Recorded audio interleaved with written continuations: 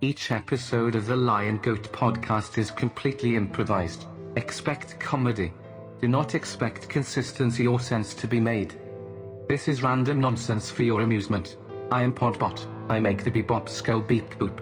On today's episode, we go on an enchanted adventure in the whimsical woods, indulge our porcine pals with sweet circular cakes, and snuggle in for a bedtime bunny ballad that will whisk you away to a wondrous world of dreams. Stay tuned until the very end, for the most magical minutes await. Warning, the following podcast contains explicit material intended for emotionally immature adults. Trigger warnings for this episode include discussion about adult themes, violence, profanity, murder, sexually explicit behavior, political incorrectness, animal, emotional, mental, physical, sexual, and substance abuse. It might rot your brain. I warned you. If you want to experience this podcast as intended, listen while wearing stereo headphones.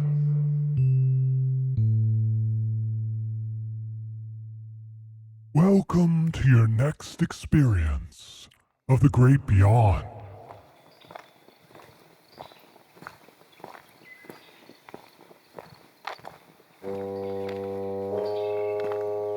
We join our adventurer after an all-night trek on a track in the forest. It's late in the month of August. The trees are just starting their seasonal transfer into fall colors. The greens are turning slightly yellow on the edges. The yellows are turning slightly brown. We see the first few bursts of orange and red color on the tips of elm trees. Our adventure's been awake all night stalking his prey. The trail is dusty from the long drought. Rocks and gravel, roots and scrabble, the carcasses of dead and fallen trees, blown to fall across his path. He must use his sturdy saw to cut through the branches that are sawable. He must use his hook and rope to climb the trunks which are not. He's reminded that he must keep vigilant. He must keep his ears open, for one never knows what is around the next corner, and the foliage is still dense and impenetrable to the weary eye. The delicate green fronds, ferns, dabble the edges of the trail. They're weary and weep. They weep and they're weary, screaming at the dryness. The air is full of pollen from blooming oaks. The scent is fruity, sweet, almost sickly from the persimmons, sycamores, sassafras, beech. The scrabble and skitter of some small rodent momentarily distracts him from his quest. He must remain vigilant. Nearly fell off the last boulder that he had to cross. A biplane flies over in the distance. Is it a spy plane or a biplane? An enemy drone? The canopy is too thick to see. At least he can rest assured that his own cover will protect him from spying eyes. Possible enemy. Finds himself at the fork in the path. Isn't clear if he should go southeast or northwest. He knows he's not far from the target. It's within a couple of clicks. He decides to take the northwest pass. Game trail is covered in a depth of leaves this way.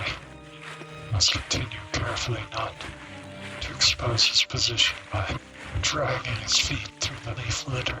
The breeze picks up trees 20, 30, 40 meters tall, sway,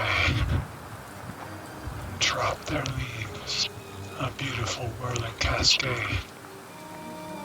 He catches one, trusting the old superstitions of his youth. This will bode well and act as a lucky charm on his quest. Places the leaf in a pocket of his pack. It's been 2 days since the beginning of his mission. He's faced very little sleep. The sleep that he's had was interrupted.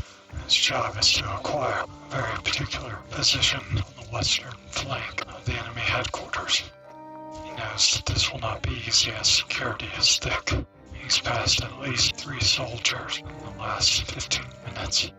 Hiding in the brush is not to expose his position. Fortunately, he's only had to use his knife on the neck of an enemy twice so far.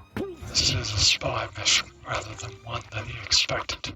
Violent action. He must maintain a steady 3.5-mile-an-hour pace to keep his blood primed in his ideal cardiovascular position to react instantly in the event of an encounter. He hears a whistle. It sounds like a bird, but it also sounds like a man. It might be a secret transmission. He may have been sighted. He sees the bird and is relieved of the sphere. Just his mind playing tricks on him again. Just the leftover twinge of the last endorphin cascade. He reaches another spot. There are several tall, dead trunks, thus called widowmakers. He must be careful as he walks underneath them, that he doesn't become their quick, heedless prey. His ranger camo is appropriate for the season, though some of the greens and darks will stand out in the early charting trees. He's certain that the dark area of the camo patchwork will prevent anyone from recognizing him over any sort of great distance. More birds are calling now as he's reached an area deeper in the forest, a sign that no one is on his tail. He's not as silent these days. It's been decades since his early Native American training, how to walk silently through the brush. The trail's so dry, the rocks crumble, crackle, crunch under his feet. Step by step, motion by motion, he uses his trusty staff to maintain his balance. 3 points of contact almost every second, which will ensure that he will not meet disaster. He comes to another turn in the trail. We can see that it ascends 100 meters, nearly straight up around this bend. A boot print left on the trail in front of it. Whether this dry, it's hard to tell how old, although it must be recent, or it would have blown in the wind, or it's a breezy day. A broken twig at the end of a branch, a pile of leaves, disturbed, cracked, a pile of cottonwood bark kicked to the side of the trail. These are all signs of the previous traffic on this trail. He knows for sure that he chose correctly at the fork. His heart begins to race as he climbs the hill, though he knows that he has lots left in his endurance tank and plenty of provisions in his pack to keep him going. It's at least an hour before his next rest due to the steepness of the terrain, the rockiness of the trail, the silence with which he must travel. He comes upon the enemy ridge road, hides in the underbrush as he looks both ways to verify that no one is on the road. The squeaks of a nearby chipmunk notify him that this trail's unmanned, so he takes a chance and scurries across the trail. Dives into the brush on the other side. Luckily, there's fallen trees on this side of the trail as well, with leaves still upon their broken branches, allowing him to tuck in between. Under cover now, he can fully assess the situation. No enemies are seen around. Great, dense root balls are stacked on either side of the trail where trees had fallen in the storms that came through this area more than a month past. Roots taller than a man, leaving deep crater 7 feet deep in the earth. The roots covered by dense clay. Only wish he had access to this clay when he needed to create his last camp, where he would have been able to craft bricks for shelter, pots for cooking, a firewall for reflection of the heat at the earliest hours of the morning. We'll have to keep that in mind when he makes his camp later this evening. As he begins at the top of the ridge, there are many more red leaves. He stops for just a second, taking the beauty, even on a mission, raising one's spirits. These sights is enough to keep a man going, enough to keep a man focused. Holes and trees left by woodpeckers dot the landscape, crossing his vision. The harsh survival of these creatures, pounding their lives away, banging their heads to acquire their prey. All of life is a struggle for every creature. Comes across Tall trees will soon be stumps covered in shelf fungus. Beautiful hues of purple, blue, black, yellow. Like a great collection of barnacles on a reef circle the tree trunks. And as these will soon become victim to the next windstorm. Maybe next year, maybe the year after, but their time is short. The forest is quiet here. All you can hear is the rustle of leaves. There is no bird song. There are no lizards. There are no voles, no mice, no squirrels, no chipmunks. Cast an eerie pall on the air. He's uncertain why it's so quiet here. This could mean that the enemy draws near. The sentry, he must quickly descend off the ridge so that his silhouette does not give away his position, for it is certain in this early morning hours, with the light, at such an acute angle, he is casting a long shadow. Finally, another bird starts to sing. The eeriness of the area begins to lessen. Trees in the canopy sway 5 meters in either direction. Their leaves rustle and hiss. He comes upon an enemy's guard tower. Although tower it's not, more like a small deer blind. Fierce it is unmanned. He climbs the ladder, step by step, room by room. There's no way to see what lies on top. It's possible that an enemy is taking a cat nap.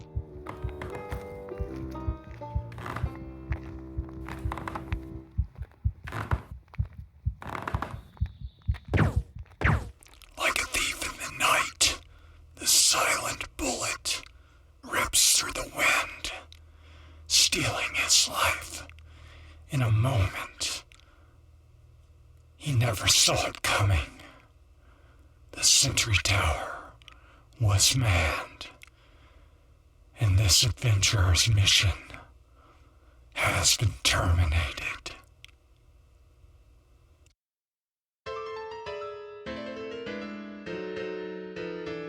I mean, what the hell was that? That seemed like some kind of bullshit to me.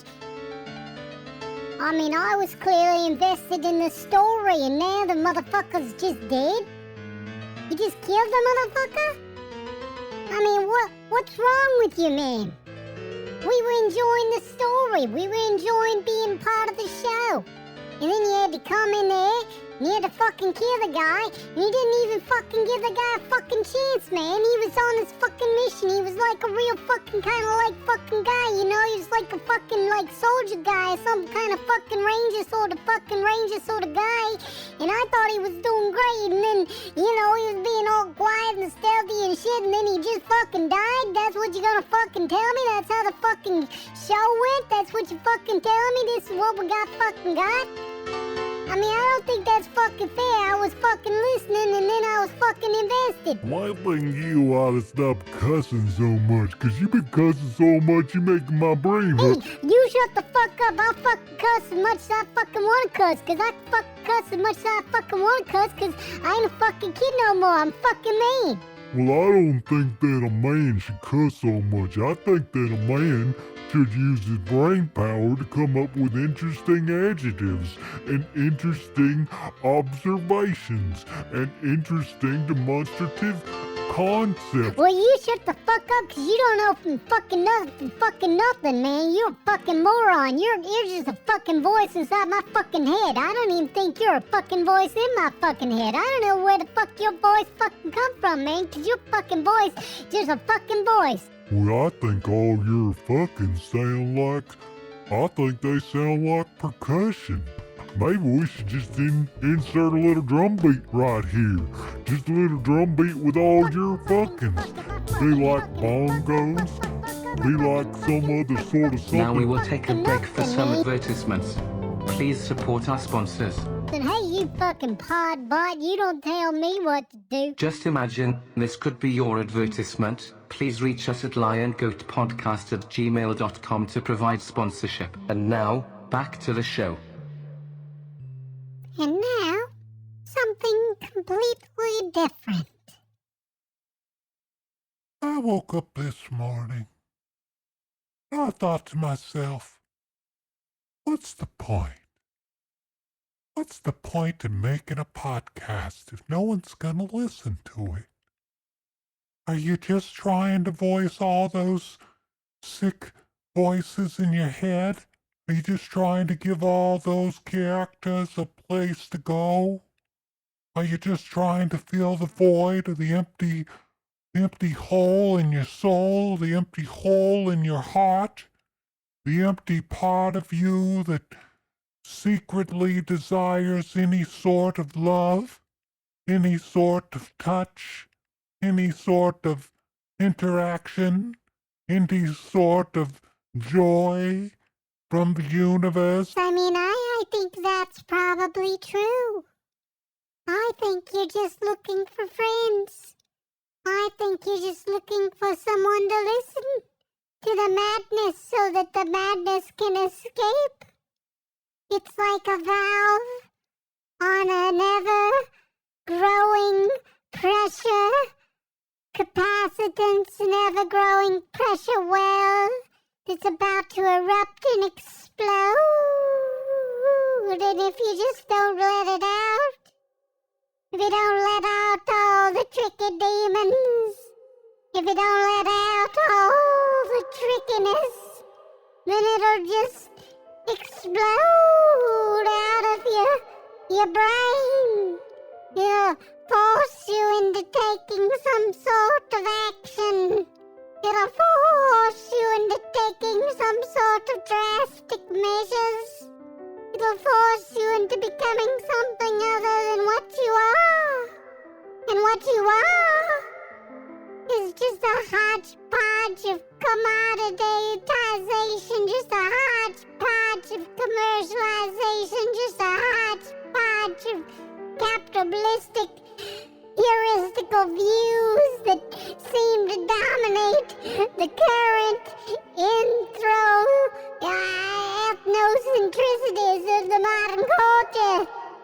I think that's what you are. I think you're just an action put into action from some sort of theory, put into theory by some sort of misplaced guidance of some sort of selfish mongrel people.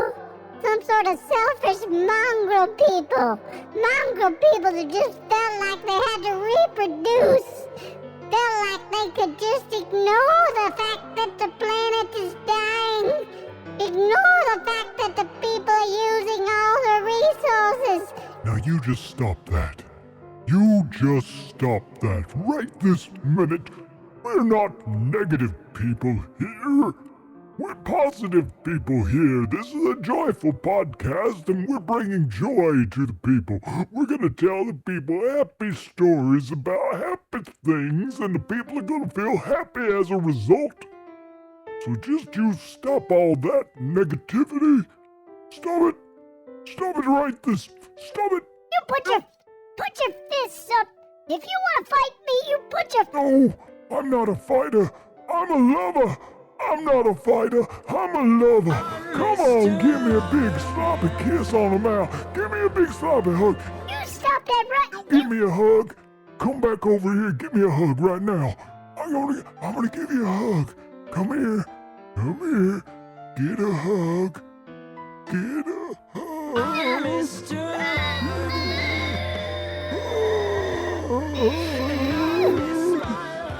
That guy's weird. I don't know why he's doing all that stuff. I don't know why he's saying those things. I don't know why he's thinking those things. And I definitely don't know why he's acting that way. I mean, it's kind of weird. It makes me feel a little funny in my tummy, if I'm totally honest with you. Makes me feel a little tummy in my tummy. Makes me feel a little funny in my funny. Make me feel like I'm feeling stuff. And I don't like to feel stuff, 'cause feeling stuff's kind of weird. I mean, it's making me feel weird stuff. That's not my favorite way to feel, if I'm honest with you. But I'm telling you the God's honest truth. I don't like to feel that way. I mean, where do you go from here, folks? What do you do next? All the people in all the land are expecting me to produce some sort of quality content, and I've got no ideas. And I've got no partner to push those ideas off of. It's like I'm trying, and I don't know what I'm supposed to do or what I'm supposed to say. That can't be how hard you spank him. Yeah, it is. As I grew older, I never felt fully comfortable with my grandpa. I've got to go to the grocery store and I've got to buy myself a gallon of milk. Because if I don't get a gallon of milk, I'm not going to be able to eat my cereals for breakfast. And if I'm not able to eat my cereals for breakfast, then I'm just going to feel out of sorts all day long. I mean, I might have low blood pressure and low blood sugar and high blood pressure and high blood sugar if I do. I mean, I don't know, I could just make some oatmeal, which doesn't require a lot of milk, but it requires a little bit of milk, and I need a little bit of milk to make my oatmeal.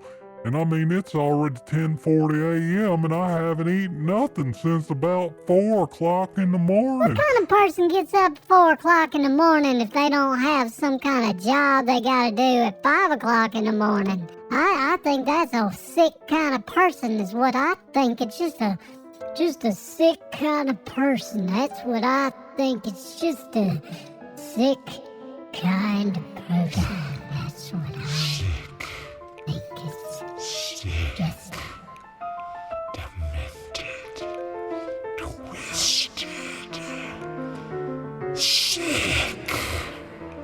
Horrible. A horrible kind of demented person.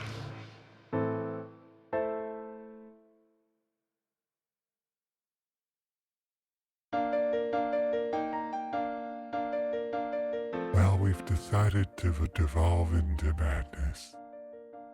We've decided to just let the madness come as it will. Let the madness ooze from our pores like a twisted pimple ready to pop its pus upon the land, ready to ooze its odor upon the atmosphere, ready to rip its ripeness, ready to rupture upon any sort of passerby that's willing to stick out their tongue and take a taste. Take a little taste. no, Take a little taste. no. Take a little. You take a taste. Take a taste. Fucking sick and twisted. That's what you are. Stop being so selfish. Fucking sick and twisted. That's what you are. Share it. Share it with all the land. No, Share it with anyone that would dare to share. no, I won't. Share it with anyone that would dare to suckle. Suckle upon the boil. Suckle upon the boil now. Don't be afraid. It's not going to hurt you if you suckle upon the boil. You call this improv? You call this comedy? Not a goddamn thing funny about it. Not a goddamn joke anywhere. Just the sick, twisted ramblings of a crazy person. And as you can see, she's trying to pull down my shirt because she wants some boob. Who you calling crazy, motherfucker? Guys, I really don't know what to do. Why, I oughta cut over here. I'll show you who's crazy. I'll show you who's crazy. You wanna see?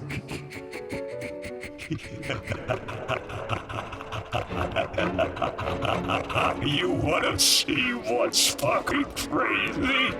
You wanna know what's fucking crazy?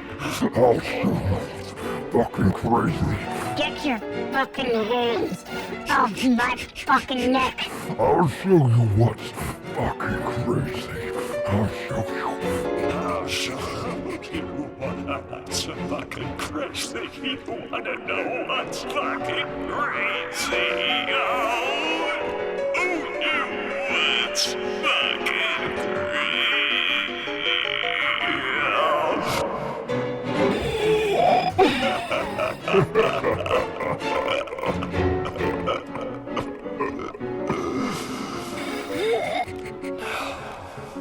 That you're quiet. That you're calm. He was such a quiet boy. He lived alone, and he didn't really have any friends to speak of. And I never knew him to get into trouble. I mean, he always mowed his grass every week, and he took care of the yard. But he was a little odd. He didn't clean off the spider webs on his shutters. There was always spider webs everywhere on his shutters, and I thought that was just a little peculiar. And there was the way that his lights would be on at all hours of the day and night. I mean, it's almost like he didn't have any regular sleeping patterns or any working patterns, but I mean, he was always very polite when you saw him outside. He would wave and he would smile at all the people that were walking their dogs in the local park, and it seemed like he would go for walks in the afternoon, just like everybody else, officer. So, I mean, I really had no cause for concern. I really had no reason to think there was anything amiss, really. I mean, I didn't notice anything wrong. So, I mean, to hear of what you're talking about, I mean, it's very frightening. It's disconcerting, and it's disconcerting, and it's disconcerting. I mean, it's really rather disconcerting. What does disconcerting mean again? DD mega doo-doo. Oh, I see. Yeah, that's the word I meant. I think I meant disconcerting. And I really appreciate you coming by today. And if you'd like, I can make you a cup of coffee. Would you like a cup of coffee? I'm sorry, mangoodoo. Would you like a stick of butter for your cup of coffee? I could put a stick of butter in your cup of coffee. May I see your license, please? Well, no, I don't believe in those stereotypes. I'm not going to offer you any kind of coffee kit because I don't think that police officers are overweight, and I don't think that they're slow, and I really think that that's just a sort of rude thing that people have put upon them. This idea that only donuts are the only food that police officers eat. I'm not allowed to eat donuts. Really? I just don't think that that's fair, and I don't think that that's true, and I really rather you not prolong such stereotypes with your behavior. You have a good day, sir. Because you're gonna turn off all of society. Again, we just got over that 99% protest, and that was horrible. It was horrible stuff, and it was really embarrassing for the country. And it made us all look bad in the eyes of all the other countries in the world because we're supposed to be Americans. We're supposed to set the example. You know what? I'm not even going to hit you up on that. You're honest with me. So what I'm going to do, I'm just going to get rid of it. Sound good? It's not fair if you don't. You don't follow the rules. You make us look bad and you vote for people like Trump. That is not okay. It just makes us look like assholes. Stop it. Do you have any other creepy critters in your pockets? Now we will take a break for some advertisements. Please support our sponsors. Just imagine this could be your advertisement. Please reach us at LionGoatPodcast@gmail.com to provide sponsorship. And now, back to the show. Ladies and gentlemen, welcome to Little Bobby's Sleepy Time Sleep Story Hour. I have a very special sleep time story to tell you tonight.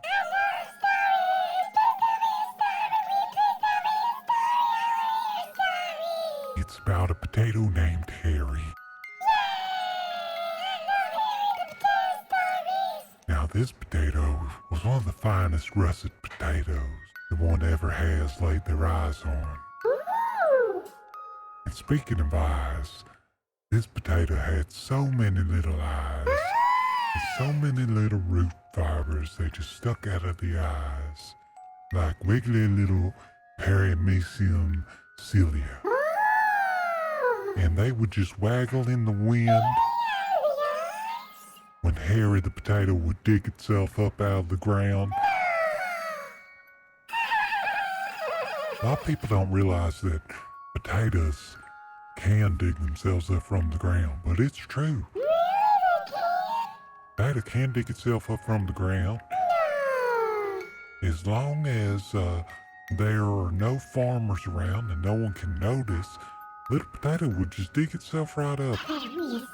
Now, it is the root of the plant. What's a root do? And basically, it does give the plant all of its nutrients by pulling those nutrients out of the soil. It gets all that nitrogen and all those phosphorus, all those different types of minerals and all that water, and it just soaks it right up and gets all those minerals, and it makes the rest of the potato plant happy. And that's what Harry's favorite thing to do was. Now, Harry loved to make his potato stem and his potato leaves and the rest of the potato plant as happy as it could be. So one night, when the farmer's not around, Harry digs himself up out of the ground and he just lets his little root fibers hang out of all his little eyes and takes a look around in the dark, and he sees over there through the furrows of the garden that the carrots have dug themselves up too. And so Harry, he just rolls on over. He just rolls on over to those carrots and he says hi. And now Casey the carrot was Harry the potato's favorite friend. Casey the carrot was full of carotene. He was a bright orange carrot. Of course, everybody knows carrots being a root vegetable just like potatoes. Carrots and potatoes, they get along great together. They just like each other. They're so sweet and they're so full of starch and flavor, and they just get along. All the root vegetables do, even like a rutabaga or like a beet or like a ginger, any of these kind of root vegetables. Well, they just get along like people say like peas and carrots, but they should say like potatoes and carrots. That's the way that expression should be, because really it's the root vegetables get along with the root vegetables, and carrots, they don't give a shit about peas. You said a dirty word. How do you know? Well, some of them might. Now, of course, I haven't met all the carrots down in the magical farmyard and the magical garden, and some of those carrots, they may like peas, but Casey the carrot, he liked Harry the potato, and they were the best of friends. Harry would just roll along the ground, and Casey, he liked to hop around on his little carrot point. He would hop along, and Harry would roll along, and they would go down through the furrows, and they would say hi to all the other vegetables. They would say hi to the corn, and they said hi to the peas, and they said hi to the beets, and they said hi to the grapevines. And they said hi to the watermelons. And they said hi to the squash. And they said hi to the string beans. So I nearly forgot about string beans. They said hi to the string beans. And they said hi to the bell peppers. They said hi to the habanero peppers. And they said hi to okra.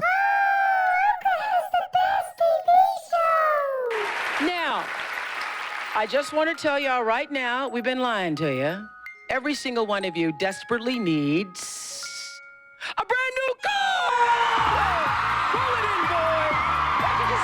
All right, open your boxes.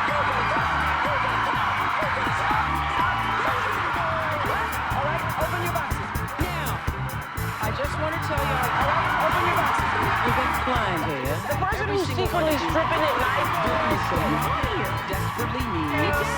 I'm so damn nice. Now, lying to you. Every single one of you, all the right folks, desperately needs. Oh, come on, please stand up. Right now, a brand new car!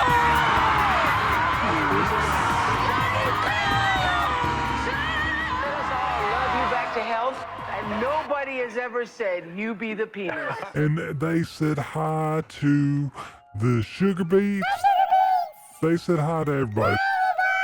They all just got along fine. It was a nice day in the farm, and the sun was shining. Of course, it was nighttime, so really it was the moon shining.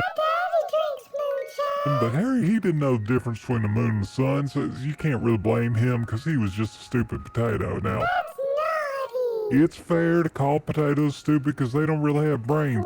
That you would think with all that starch. Now, the fact that they have all that starch means that they make really good batteries, and you can actually use potato like a battery in a weak electrical circuit. They will actually put off some voltage. It's very low amps, very low voltage, but you can use potato as a battery. It might power like a little digital clock, or it might even power a very small LED if it doesn't take a whole lot of resistance. And we're not talking about that, so don't get me distracted. Now stop trying to distract me. I know you're just sitting there trying to distract me from my little bedtime story about Harry talking about these electrical circuits that you can make out of potatoes, and I don't know why you're even trying to convince me that I should be teaching you about electrical circuits, because this is not any kind of electrical school. We're not doing any kind of educational thing here. This is a bedtime story podcast, and we're talking about this bedtime story with Harry the potato and Casey the carrot. They said hello to all the other vegetables in the farm, all the other vegetables in the garden. And then along came this evil bunny rabbit. Now, most people think bunny rabbits are soft and sweet and cuddly. But bunny rabbits to vegetables are the evilest, most evil monsters in the world. So you gotta set your mind right, and you gotta think about how this bunny rabbit is really the monster. He is the villain of this story. So I don't want you thinking about little cottontails and little soft ears and little fuzzy feet and that cute little wiggly nose and the way they wriggle their little whiskers around. When Harry or Casey sees a rabbit coming, they just bounce and roll away screaming as loud as they can. They're just trying to get away from this bunny because they know that if the bunny catches them up out of the ground, the bunny's not going to have to dig. Because usually the bunnies, they're going to eat the leaves, but if they see those roots, they will chomp on them as fast. And you better believe it, they're going to chomp on them as fast as they can. So that little bunny, he just goes off scampering with his cute little cottontail. Now, don't think of him as cute, though. I want you to think of him as an evil, evil monster. Now, the sound that a rabbit makes, now we can't really hear that sound unless they're really in danger and they will scream, but there is a sound that those rabbits make that you can't hear because you're human and you don't have the right ears for it. But to Casey and to Harry, it's the most awful growl. It's like a demon coming out of the gates of hell. And he's just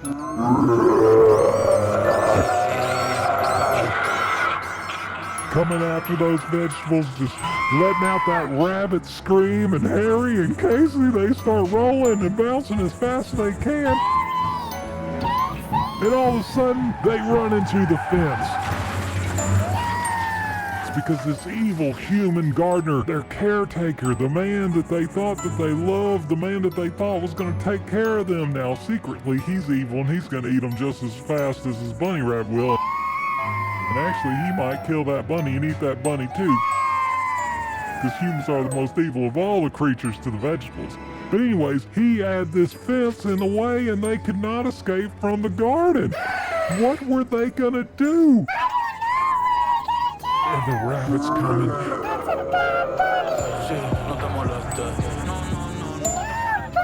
The rabbit's looking through all the leaves and all the stems. He can't quite see them. He's getting distracted by some other carrot leaves. He starts nibbling on those. He's getting distracted by some of the bean stalks and he starts nibbling on those.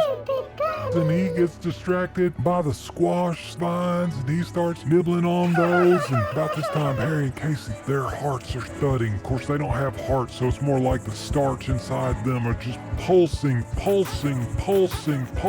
this electricity.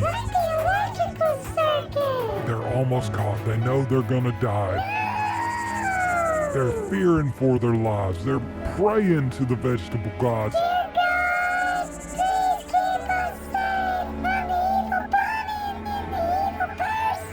All the different vegetable pagan paradigms, they're saying prayers to every one of them. They're almost out of prayers. They've almost given up. They're about just ready to call it in. And suddenly it occurs to them. We're roots. We can just dig right back down into the ground. So they just dig right back down in the ground and right then, bam! Old Farmer Jim saw that bunny in his garden and just shot it right between the eyes. Shot it right between the eyes. He was hunting bunny wabbits, just like Elmer Fudd.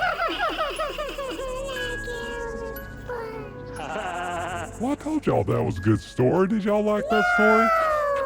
I hope that gave you good positive thoughts. And I hope it brought you just a little compassion to your life. I want you to learn the moral of that story, and I want you to remember the moral of that story. What's that mean? And if you know the moral of that story, that's this week's pop quiz.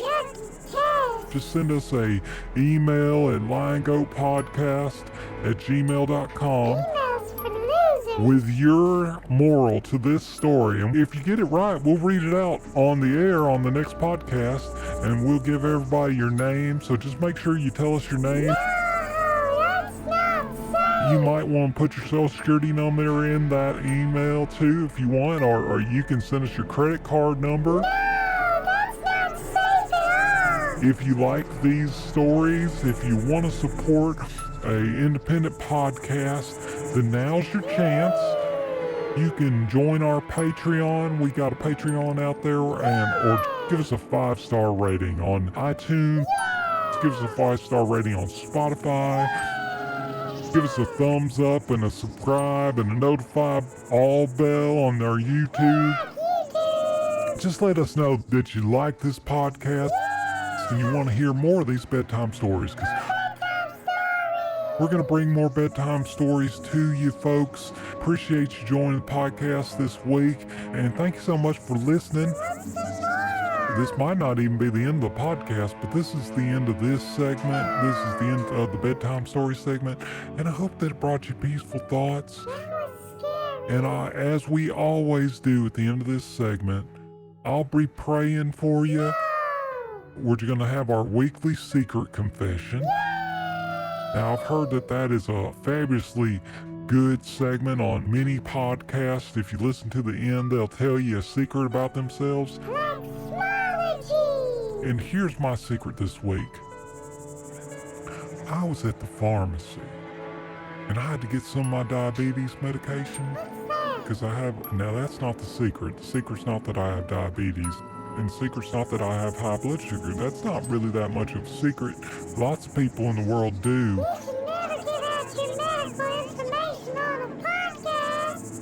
You know, you're just going to have to take me at my word for it that that's actually the truth and that actually happened. But I was at the pharmacy buying my diabetes medication. It's what sets my sugar right. You know, sometimes my sugar gets a little bit high, gets a little bit low, depending on what I eat during the day, because I don't always follow my diet. Now, I'm going to be honest with you now, a lot of people, they try to follow the diet that the doctor gives them, but they just have a hard time because there's all these things in the world. They're just out there calling your name, you know, all these little temptations, like those little oatmeal cookies sitting in the cookie jar. Or that bag of chips up there in the pantry.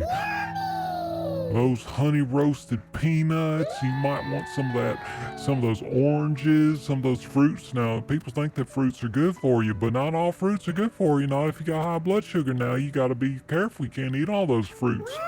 Because sometimes those fruits got too many different kinds of complex sugars in them, and you'll just have to take more diabetes medication. They'll get your blood sugar all knocked out. And, you know, we don't always feel like exercising, so I don't always get my 10,000 steps in. And glory be for those days that I actually do, and I don't always feel like doing my push-ups, and don't always feel like doing my sit-ups or my toe touches or my jumping jacks. And I don't always feel like doing my barbell lifts. You know, I do have a barbell. Sometimes I do some bench presses. When I want to move, when I want to move, I tell my muscles to get moving arms. And sometimes I do some what are those little muscles are called in the backside of your arms? Not the biceps, but the try something. I don't know what they're called. I don't always exercise those. I don't always do all my dips, and I don't always do my leg lifts. And when I'm listening to some rhythms and I'm wishing to dance with them, my bones and muscles keep me grooving. And I don't always do my pelvic thrusts. And I don't always do my side crunches, and I don't always do my lat pulls. Sometimes I just don't always do all that. But anyways, that has nothing to do with this or that, because I was just sidetracked there. When I hear the band start playing, my muscles start to hustle without delay, and they pull my bones. They get me swaying. It's great teamwork. They're displaying. But I was at the pharmacy. Okay, now this is the secret. Now y'all hush up. I'm gonna tell you my secret. Now here it is. And in this show, we'll be relaying information which will have you saying, I shit my pants. No kidding you. I am a man. I'm a full-grown adult man. my bones and muscles are fine. I'm glad I've got mine. And I'll be honest with you, that was my secret. That actually happened to me. But after you swallow, I couldn't believe it did. I thought it was just a little poot. I thought it was just gonna be a little toot. We would love to receive your feedback, your improvisation suggestions, your questions for advice, and your musical compositions for response. Please email us or send us a voicemail. Our address is LionGoatPodcast@gmail.com. Find, like, review, subscribe, and contact us on Facebook, Instagram, Patreon, Spotify, TikTok, YouTube, and X at Lion Goat Podcast, all one word, Lion Goat Podcast. Please subscribe to this podcast on your podcast player. We are available on iTunes, Spotify, SoundCloud, and anchor.fm/LionGoatPodcast. Please tell all your friends, enemies, and any strangers to listen to our podcast. This will help us bring joy to everyone. Text-to-speech services were provided by freetts.com and readloud.net. Various audio clip content, used for the purposes of satire, were located on youtube.com and the Internet Archive. Additional sound effects were provided by freesound.org. Other original music for today's show was composed, performed, and recorded by the excellent musicians at Hairline Productions. Today's show was edited, produced, and recorded by the world's greatest sound designers and engineers at Hairline Productions. Please like the content on SoundCloud/Hairline Productions.